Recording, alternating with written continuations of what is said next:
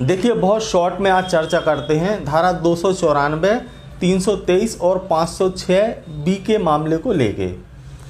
हमारे पास हमारे फ्रेंड्स के मैसेज और फ़ोन कॉल्स के माध्यम से सवाल आ रहे थे, सर हमारी एक व्यक्ति से मारपीट हो गई, पुलिस ने साधारण मारपीट का केस दर्ज कर लिया।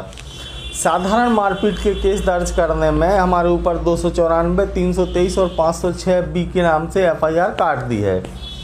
क्या ऐसी एफआईआर कटने के बाद हमारी सरकारी जॉब लगने में दिक्कत आएगी? क्या ऐसी एफआईआर होने के बाद हम सरकारी नौकरी का फॉर्म नहीं भर सकते? क्या ऐसी एफआईआर कटने के बाद हमारे लिए जेल जाना पड़ेगा? क्या ऐसी एफआईआर के बाद हमें सज़ा मिल जाएगी?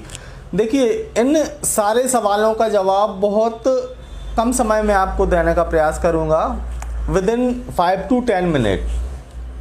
सबसे पहले हमें जानना होगा धारा 323 क्या है। सवाल है एफआईआर हो गई धारा 323, 294 और 506 बी में।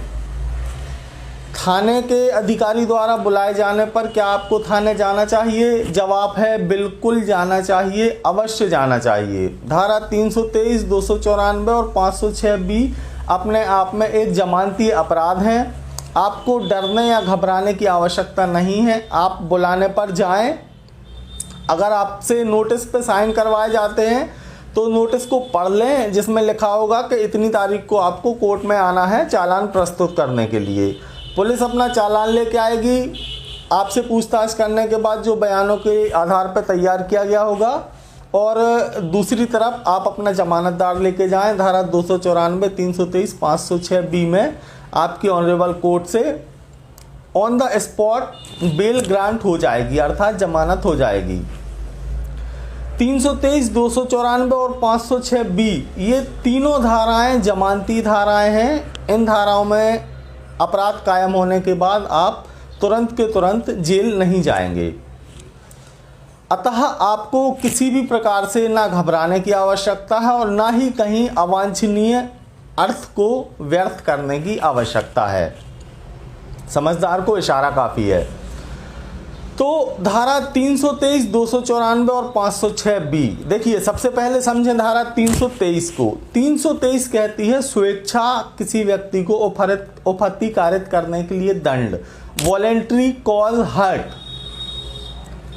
किसी को स्वेच्छा उपहत्तिकारित करना, अगर भारतीय दंड संहिता की धारा 323 के अनुसार जो कोई किसी व्यक्ति को स्वेच्छा उपहत्तिकारित करता है, चांटा मार दिया, घूंसा मार दिया, स्लैप कर दिया, तो वो व्यक्ति 1 वर्ष तक के कारावास या 1000 रुपये तक के जुर्माने या दोनों से दंडनीय होगा।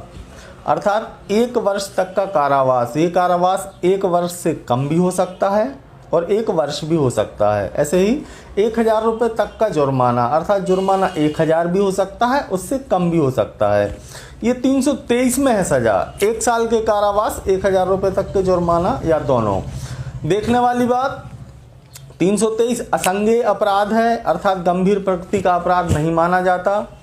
ये एक जमानती अपराध है और राजीनामा करने योग्य अपराध है, अर्थात उस व्यक्ति की सहमति से राजीनामा करने योग्य अपराध है जिस व्यक्ति को आपने उपहत्तिकारित की है, चांटा मारा है, घूंसा मारा है, लात मारी है। तो ये हो गई धारा 323। समझ गए? ये राजीनामा करने योग्य धारा है। इसमें जिससे लड़ाई हुई वो राजीनामा कर सकता है आवेदन के माध्यम से न्यायालय में। जो आवेदन दिया जाता है अंतर्गत धारा 320 दंड प्रक्रिया संहिता, उसका फॉर्मेट फिर किसी दिन बताएंगे।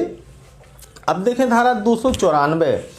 तो धारा 294 कहती है जो कोई किसी लोक स्थान में अश्लील कार्य करेगा या जो कोई किसी लोक स्थान में अश्लील गाने गाएगा, अश्लील पखवाड़े जो व्यंग होते हैं वो उच्चारित करेगा, जिससे दूसरों को, सुनने वालों को क्षोभ हो, तो 3 माह तक के कारावास और जुर्माने का प्रावधान धारा 294 में है।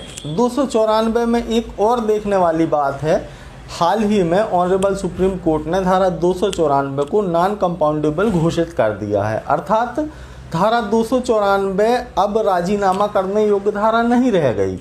अर्थात आपने एफआईआर कराई 294 की तो उसमें आप राजीनामा नहीं कर सकते। धारा 294 में एक बात और देखने योग्य है कि धारा 294 में है जो कोई किसी लोक स्थान पे, अर्थात धारा 294 आकर्षित होने के लिए ऐसे शब्दों का उच्चारण लोक स्थान पे किया जाना चाहिए, किसी पब्लिक प्लेस में।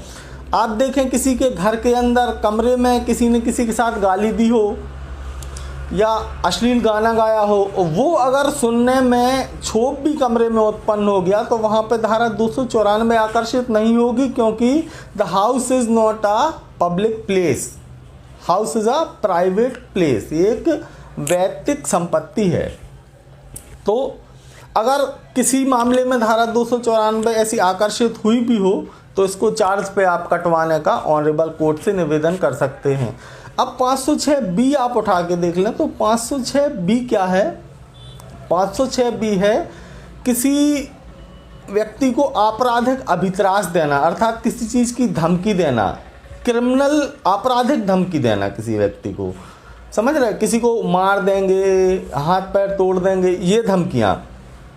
तो 506B भी देखें, 506B दो पार्ट में डिवाइड है, 506 दो पार्ट में डिवाइड है, 506A और B।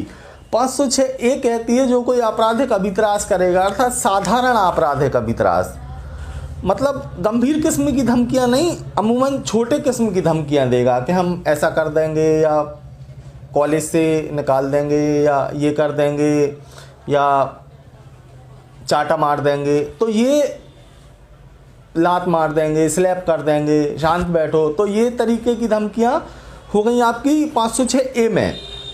506B में आप जाएंगे तो 506B में जो धमकियों का प्रकार है, अभित्रास का प्रकार है, उसकी मतलब वो इंक्रीज हो जाता है, उसकी ग्रेविटी बढ़ जाती है। जैसे रेप कमिट करने की धमकी देना, जैसे मर्डर करने की धमकी देना, जैसे ग्रीवियस हर्ट क्रिएट करने की धमकी देना, अर्थात हत्या की धमकी दे दी, किसी को जान से मार देंगे, किसी को हाथ पैर काट देंगे, किसी का रेप कर देंगे, तो ये धमकियां हो गई अपने आप में गंभीर प्रकृति की धमकियां। तो ये 506B में जाएगा। तो 506A होगी तो वहाँ पे 2 साल तक की सज़ा होगी। अगर 506B में आप चले गए, किसी को हाथ पैर तोड़ने, जान से मारने, रेप करने की धमकी दे डाली, तो ये 506B में आप चले गए, वहाँ आपको 7 साल तक की सज़ा या जुर्माना या दोनों का प्रावधान है।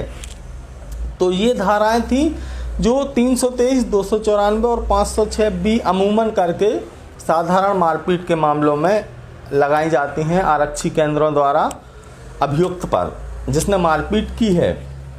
अब रहा सवाल सरकारी नौकरी का कि क्या ऐसी FIR होने के बाद हम सरकारी नौकरी में अयोग्य हैं। देखिए FIR हुई है, FIR होने के बाद अभी आपका ट्रायल चलेगा। अगर आप वास्तव में बेकसूर हैं, आपने कुछ नहीं किया, आप सेक्शन 482 के माध्यम से ऑनरेबल हाई कोर्ट जा सकते हैं अपनी FIR क्वैश कराना है। ये कैसे होती है ये भी किसी दिन चर्चा करेंगे। अदरवाइज़ आप ट्रायल फेस कर सकते हैं। ट्रायल फेस में आप अपने आप को बेगुनाह साबित कर सकते हैं। हालांकि न्यायिक प्रक्रिया है और समय लेती ही लेती है, लेकिन इस बीच आपको घबराने की ज़रूरत नहीं है। आप मन लगा के अपनी पढ़ाई करिए, अपने लक्ष्य को हासिल करने का उद्देश्य जो है उससे ना भटकिए। अगर वास्तव में आप बेगुनाह हैं तो आप बेगुनाह साबित होंगे, और जब आप दोष मुक्त होंगे तो दोष मुक्ति का जो परिणाम होता है वो अपराध का ख़त्म हो जाना होता है। आपको ऐसे अपराध के लिए फिर किसी सरकारी नौकरी में दिक्कत नहीं आएगी अगर आप ऐसे अपराध में ऑनरेबल कोर्ट द्वारा दोष मुक्त कर दिए गए हैं।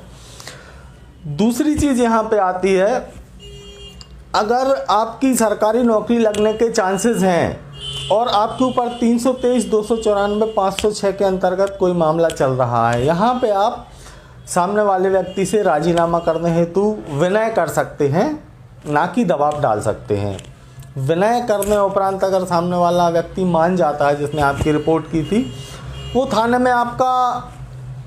थाने से कोर्ट में आके आपका कंप्रोमाइज़ कर सकता है आपके मामले में। ऐसे कंप्रोमाइज़ के मामले में आप कहेंगे धारा 294 और 506 जो है वो 506B नॉन कंपाउंडेबल है, कैसे कंप्रोमाइज़ होगा। देखिए धारा 323 अपने आप में राजीनामा योग्य धारा है। आप साधारणतः राजीनामा का आवेदन प्रस्तुत करके राजीनामा कोर्ट में कर सकते हैं। 294 और 506 बी जो रहा वो किसी को गाली गलौज देना और जान से मारने की धमकी देना, क्योंकि हर एफआईआर का कंटेंट 323, 294 और 506 का होता है कि मैं जा रहा था, इस व्यक्ति ने मेरे साथ रुक के गाली गलौज की, मैंने गाली देने से मना किया, इसने मारपीट की, जाते जाते कह रहा था साले थाने में रिपोर्ट कर देंगे तो जान से ख़त्म कर देंगे, इस तरीके का कंटेंट होता है।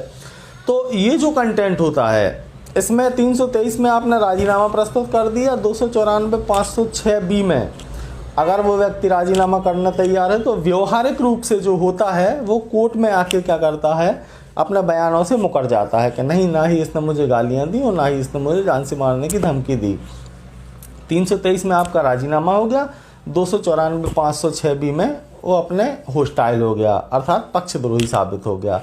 तो यहाँ पे ऑब्वियसली परिणाम दोष मुक्ति होगा और ऐसी दोष मुक्ति के आधार पे आप ऐसे प्रकरण की नकल निकलवा के सब सक्षम विभाग में सब अपने जाके जमा कीजिए।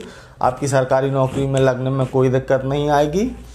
अगर कोई भी आपके सवाल हैं तो आप हमसे निसंकोच होकर पूछें, हमें बड़ी प्रसन्नता होगी। जय हिंद, जय